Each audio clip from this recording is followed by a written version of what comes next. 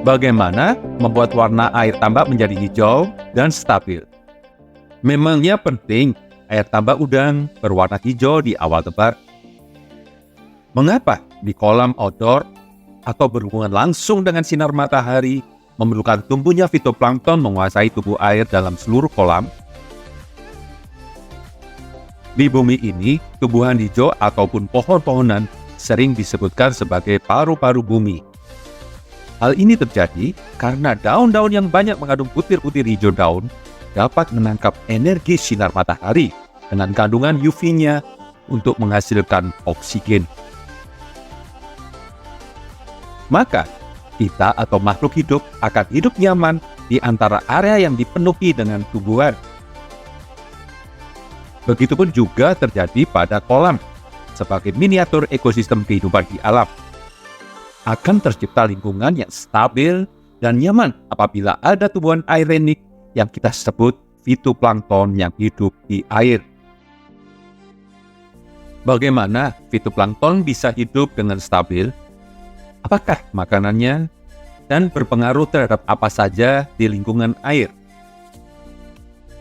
Fitoplankton ini hidup dari suplai makanan berupa nitrat dari hasil penguraian kotoran-kotoran organik sisa pakan, plankton mati, atau jasad-jasad redik mati yang lainnya.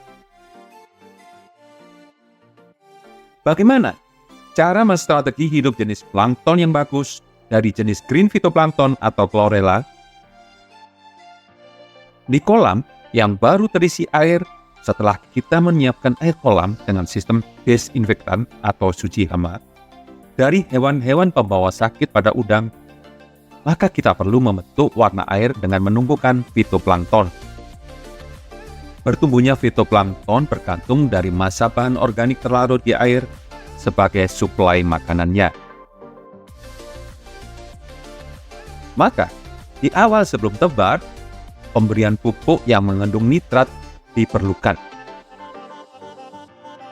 Biasanya diaplikasikan pupuk urea untuk memancing bergulirnya jumlah bahan organik terlarut di air.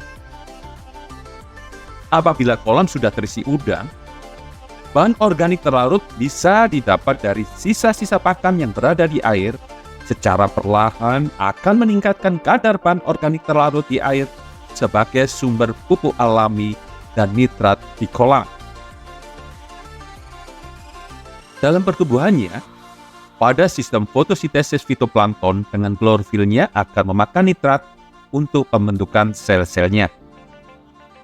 Sistem fotosintesa yang menggunakan CO2 yang terlarut di air menjadi massa sel pertumbuhan dan oksigen sebagai hasil sampingnya. Kesemuanya ini, kecepatan dan kelancarannya sangat bergantung dengan intensitas sinar matahari. Suplai makanan nitrat dari bahan organik yang kompleks selalu dibantu oleh keberadaan hewan renik bakteri sebagai pengurainya, sehingga suplai nitrat akan selalu tersedia di kolam.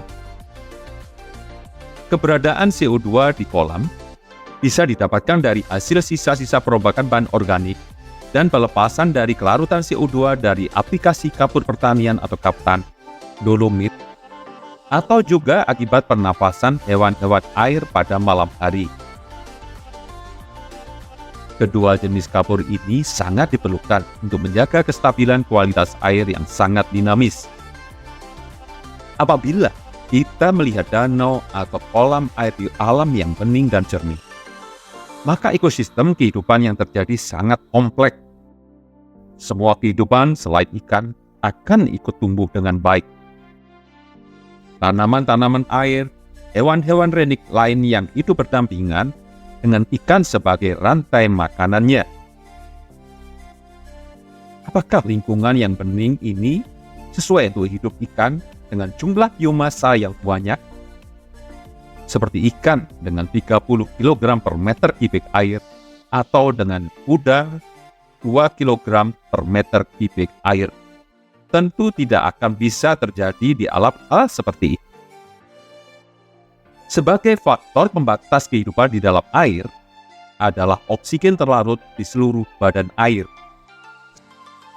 Selagi kolam outdoor masih bergantung dengan sinar matahari, maka peranan fitoplankton sebagai penghasil oksigen sangat diperlukan. Kerusakan lingkungan alam yang terjadi saat ini, abrasi, erosi, sistem perusakan bakau atau mangrove, perambahan hutan bakau sebagai ekosistem keseimbangan lingkungan perairan pantai. Hutan bakau di alam berperan sebagai benteng dari arus ombak di pantai dan berfungsi sebagai saringan endapan kotoran serta lumpur-lumpur organik.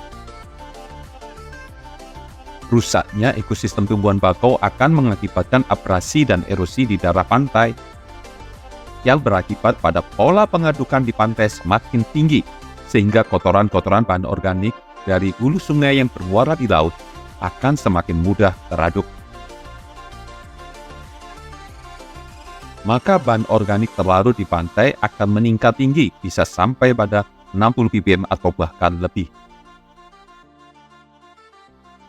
Pada daerah-daerah yang dekat dengan muara, pengendapan kotoran-kotoran sampah organik alam ataupun perkotaan mengakibatkan kadar bahan organik terlarut cenderung tinggi.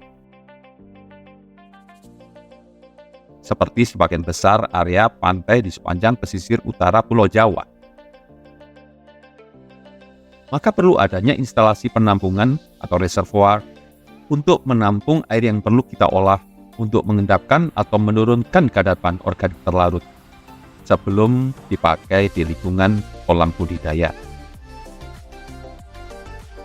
Perlu juga kita pikirkan bersama untuk selalu membuang air sisa budidaya dengan kolam-kolam pengendapan kotoran organik sebelum dilepas ke perairan umum, supaya lingkungan alam di pantai akan terjaga terus kestabilan kotoran organik dan cemarannya. Bagaimana membuat air tampungan kolam yang sesuai dan memenuhi syarat untuk budidaya? Apakah hubungannya dengan pertumbuhan fitoplankton? Metode inilah yang akan kami bahas pada video berikutnya.